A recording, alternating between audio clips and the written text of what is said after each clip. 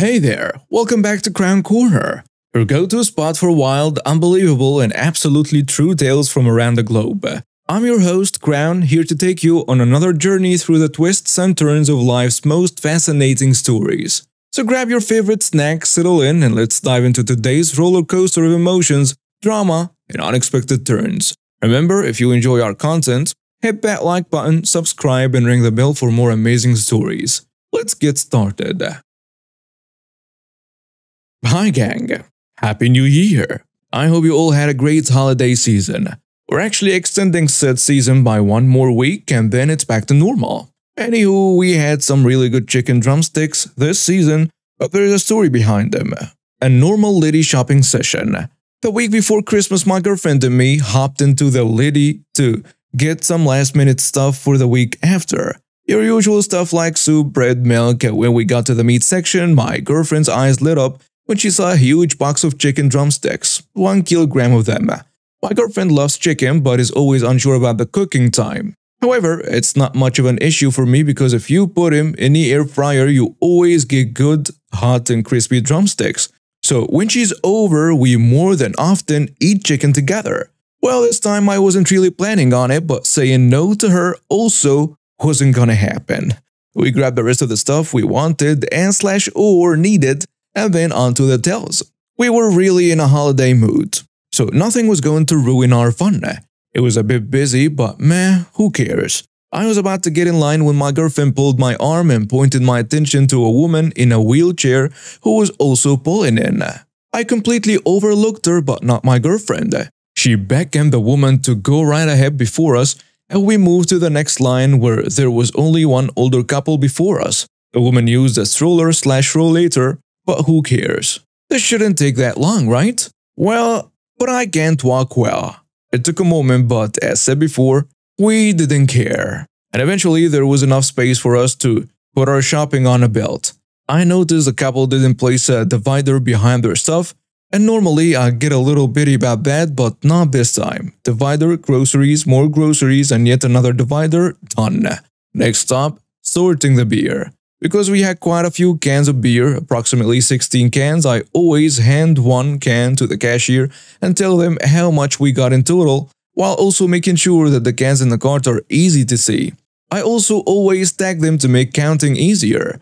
So in this case, I planned for 3 rows of 4 cans and 1 row of 3 cans, while the last can went onto the counter. While I'm doing this, I suddenly hear the woman before me ask me, "Say you guys can get a new box of chicken, right?" And in hindsight, I did see her look somewhat weird at our groceries while we were placing our stuff. Me, still being busy with sorting, only picked up half of that, and I'm like, huh? And the next moment, my girlfriend storms past me, also softly pushing me aside. Not a problem. What do you think you're doing? And for a brief moment, I thought she was talking to me, but nope. As I look up, I see my girlfriend grab the box of chicken, while the woman was also reaching over for them.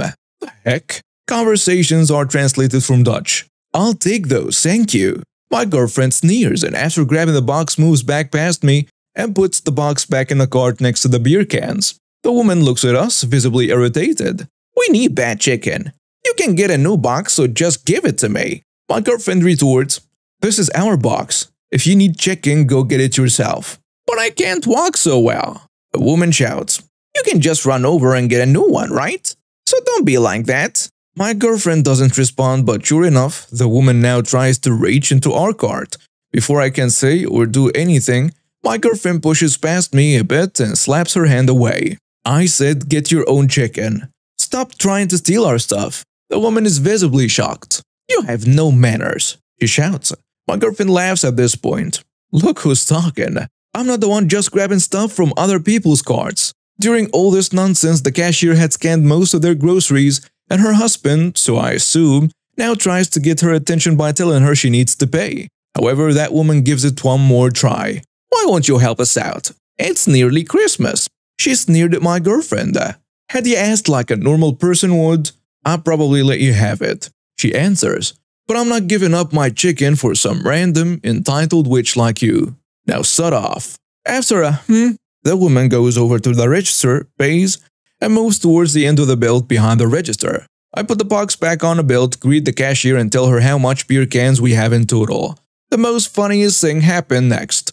The cashier scans the box of chicken, but instead of passing it onto the belt, I was prepared to grab it as soon as possible. She takes it back, looks at the older couple who, for some reason, are still standing near the end of the belt and tells them, "This is their box, got it?" After handing the box over to my girlfriend, I couldn't help but burst into laughter. Was another loud The couple took off and I parked the cart where they were standing to load up the rest of our groceries. Some people. Moral of the story, don't try to get between my girlfriend and her chicken drumsticks. Some people. Anyway, thanks for reading. Me, 36 female, sister-in-law 40 female, I've been married to her brother for over 10 years, and there has always been some jealousy and resentment from her. She's always felt like I had the life she wanted. Not necessarily with her brother, but the marriage, family, job, stability, and so on. I had 3 kids, 10 female, 8 male, 3 months female. She got married last year and they decided to start trying for a baby. But she was unfortunately told that she can't have children naturally. She was understandably devastated and the family comforted her as best as we could. We recently had a family dinner and in the middle of it, she says, "OP, I think it's really unfair that you got to have 3 kids and I can't have any. Your baby is my last chance to raise a child, so I think you should give her to me during the week, so I can create a motherly bond with her and you can have her on weekends." Before I could respond, the entire table erupted with everyone talking at once, so I took my older kids upstairs. When I got back to the dining room, her husband was asking what the hell is wrong with her and why would she even think to ask that. She was trying to justify herself when I asked him to leave.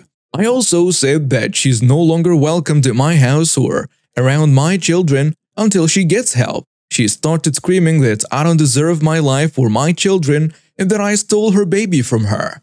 Her husband and mother-in-law kept apologizing and dragged her out of the house, still crying and screaming. And now my kids want to know why their aunt wants to take the baby. Edit. I've been reading the comments, but it's too many to reply to, so here are a few points. We have a security system and cameras already installed and no one has keys to our house. I will not be able to get a restraining order as this one incident isn't enough to justify it. My husband and I spoke to the older kids about it the same night, and we will be having another talk with them to reinforce that sister-in-law is not a safe person anymore. Our country does not have the right to bear arms, and I also have no interest in getting a gun. I will be informing the school and daycare of this issue and giving them her photo. For those questioning the validity of the post, I completely understand. If I had heard about this last week, I wouldn't believed it either. But it's unfortunately the situation I'm currently dealing with. Update number 1. So my sister-in-law has been admitted to a psychiatric facility. In the comments of my previous post, I mentioned that her husband was seeking out counseling for them to deal with the infertility prior to this incident. After the incident, he sought out a psychiatrist rather than a counselor, and they had their first session last week. I didn't get the specifics of what happened, but basically she made some statements that the psychiatrist felt indicated that she was a danger to others, my baby and me, and she was placed under an involuntary hold. My brother-in-law has been nothing but apologetic through this entire ordeal, and he kept her away from us since the incident. Mother-in-law was staying with them to keep an eye on her. She tried to leave the house in the middle of the night to see her baby. Also, brother-in-law found her researching how to induce lactation, and she said it was to make sure she can feed the baby properly. I come to my senses and give her up. From what my brother-in-law has said, seeing me breastfeed is apparently what triggered the entire episode. It was the first time sister-in-law was around the baby for any length of time and she was holding her while she got fussy because she was hungry. Naturally, I took her to feed her, and this made sister-in-law feel inadequate because it triggered the thought that she would never be able to do that, which led to the events of the last post. I am grateful for all the advice that was offered on my last post. Some of it was really helpful. We won't be moving as it's not feasible for us at the moment, but we have taken extra steps with security, both at home and at the kids' school/daycare. This whole thing is taking a toll on my family, but mother-in-law, father-in-law, and brother-in-law are taking care of sister-in-law, and my husband and I are focused on ensuring the safety of our immediate family and minimizing the effect on the kids as much as we can. Update number 2. I've had a few messages asking how things are going, so I decided to update. I have not seen sister-in-law since the incident happened, and I also blocked her on my socials. My in-laws have been amazing through this entire situation and are not sharing any information about our family with her. Unfortunately, she still remains fixated on my baby. She tried to find out where the daycare is and even threatened to hurt herself if my in-laws didn't tell her. This led to another stint in a psych ward. She wrote me a letter begging me to be fair and let her see her baby. I didn't actually receive the letter though. My mother-in-law read it and just gave us a gist of its contents. Sister-in-law's husband is working with her psychiatrist to see how best she can be helped. But he has said he doesn't know how long he can deal with this, but he's given it 6 months. It's a very sad situation for her, and I had hoped she would be able to deal with whatever is happening. At this point, we're completely no contact with her. We explained to our older kids that their aunt isn't well, so she won't be around anymore. We still see mother and father-in-law regularly, so I'm grateful we didn't have to cut them off. We spent the holidays with my family and it was all very nice and uneventful. We're still on alert in case she escalates. But the hospital where she's warded isn't near us and they don't live near us either.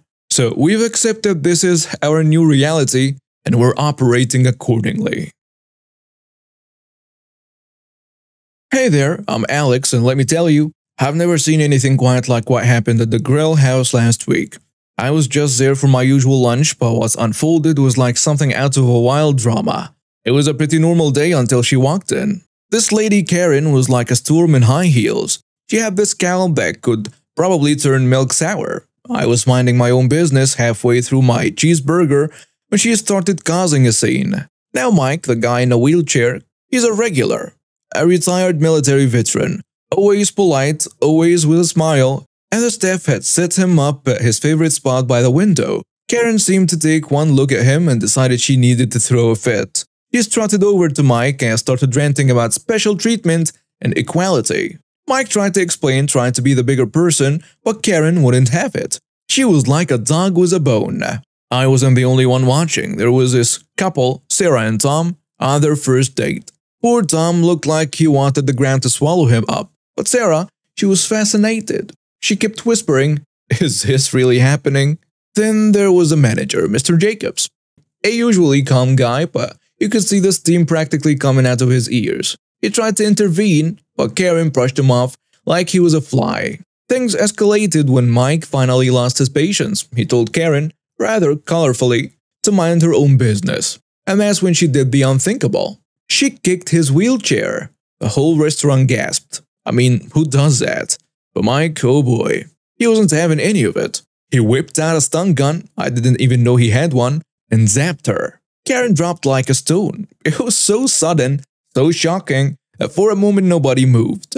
Sarah was the first to react, jumping up and shouting, "Someone call 911. Tom was on his phone in a flash, while Mr. Jacobs rushed to Karen's side, trying to see if she was okay. The grill house turned into a circus. Customers were standing up trying to get a better look, and I overheard this group of college kids debating if they should record the incident. One of them, a girl with bright pink hair, was like, "This is going viral for sure." When the paramedics and police arrived, it was like watching a well-oiled machine. They treated Karen, who was still out cold, and then the cops started asking questions. Mike was calm as ever, explaining what happened. The cops nodded along, and after they talked to a few witnesses, including me, they took Karen away. Mike was left alone. The police seemed to understand it was self-defense. Mr. Jacobs, once everything settled, went to Mike and apologized for the whole ordeal. He even comped Mike's meal and offered a free meal to everyone who had witnessed this fiasco. As for Sarah and Tom, their date turned into a story they will probably tell for years. Sarah was animatedly retelling the story to Tom, who just seemed relieved it was over. And me, I just sat there finishing my now cold burger, thinking about how a simple lunch turned into such a spectacle. It's not every day you see a battle of entitlement versus a veteran with a stun gun. So yeah, that's my story. It's one for the books, that's for sure. Makes you think about how unpredictable life can be, especially when you're just out for a cheeseburger. Let me start out by saying that this is not my story. I heard this down at a veterans hospital where I work and prepared for an HOA imploding. This soldier lived in an HOA in a rather nice house, paid his dues and taxes, not a single penny owed to anyone, but may get called and put on deployment. That was when the HOA seized their home, worst of all sold it. So despite continuing paying their HOA fees, the soldier never hears about this, until they return just over a year later, and immediately the chain of command goes into action. A point of clarity here: when a soldier is on deployment, it's illegal to seize any of their property. Even the IRS is barred from any action. So after ignoring a letter sent by JAG, Army Judge Advocate General's Corps, JAG and the soldier sues the HOA. It seems the HOA broke 11 federal laws. The judge then awarded the soldier $1.5 million, an immediate return to their home and property. If none can be returned, federal prosecution will happen. The soldier did get back their home and their property. It seemed the HOA board kept it. Speaking of which, all had to sell their homes. The HOA was dissolved by court order, and what happened to those board members? Never seen again. Rumor has it, they are in prison. My sister, 32, let's call her Mary, and her husband, 32, let's call him Bob, asked my husband, 37, we will call him Sam, and me, 38, to babysit their children, ages 5 and 8, for a week, while they went on a vacation to celebrate their 10th wedding anniversary. My husband and I refused. Initially, my sister and brother-in-law asked us nicely, but when we politely declined, they began to create a fuss. They argued that my husband and I had no valid reason to refuse, since we are both able-bodied, mentally capable, childless, financially stable, and otherwise unoccupied adults. All their other family members either have children of their own or unable to babysit due to various financial or health reasons. And Mary and Bob do not trust babysitters. Since our only excuse was that we didn't want to, Sam and I were the only ones who could babysit their kids. Plus, as family, it would be a nice gesture. My husband and I explained that we would be happy to babysit their kids for a few hours, as we had done many times before, or at most a few days. However, a week was far too long. Sam and I tolerate kids, we love our family though, but we don't enjoy spending much time with them, which is why we choose not to have children of our own. Therefore, a week with 2 young children would be very challenging for us. We both have full-time jobs and I was in the middle of an important project when my sister and brother-in-law asked us to babysit. Additionally, Mary and Bob wanted to leave a week before Christmas and return on the 24th, a period that coincided with their children's winter break, meaning the kids will be at home all day with no one else to care for them. We will be forced to either spend our own money to hire a babysitter, which Mary and Bob are against, or one or both of us would have to take time off work. Both options were clearly unfavorable for us, so we declined. To put it bluntly, we refused simply because it would make us uncomfortable, which when phrased like that may sound insensitive, because we were their only option. My sister and brother-in-law had to cancel their vacation as they had no one else to leave their kids with. Now the whole family is calling us cruel and lazy, and saying Sam and I ruined my sister's anniversary. Am I wrong here? And now with some comments on the post, someone saying, not the jerk. In my eyes, it would make way more sense to have close friends/family who already have children, who I'd assume their children get along with also babysit their children, because at least they are already accustomed to living with children. Why would they want them to stay with you when you're not willing nor able to watch or play with them all day? Not wanting to is reason enough, but it's not even just that you don't want to, it's that it will cause a lot of issues in your life that is not designed to accommodate children. Why would they want to stick their kids into this situation in the first place?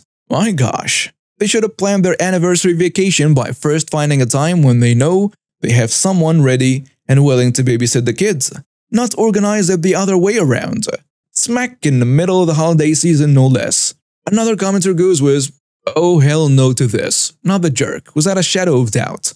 They wanted to take liberties. You shouldn't have to pay for a babysitter while they are with you. They knew they had kids, it's not like the children suddenly appeared on their doorstep. They have the option to take the kids with them. Sorry, but it doesn't matter what jobs you have or what projects you're working on.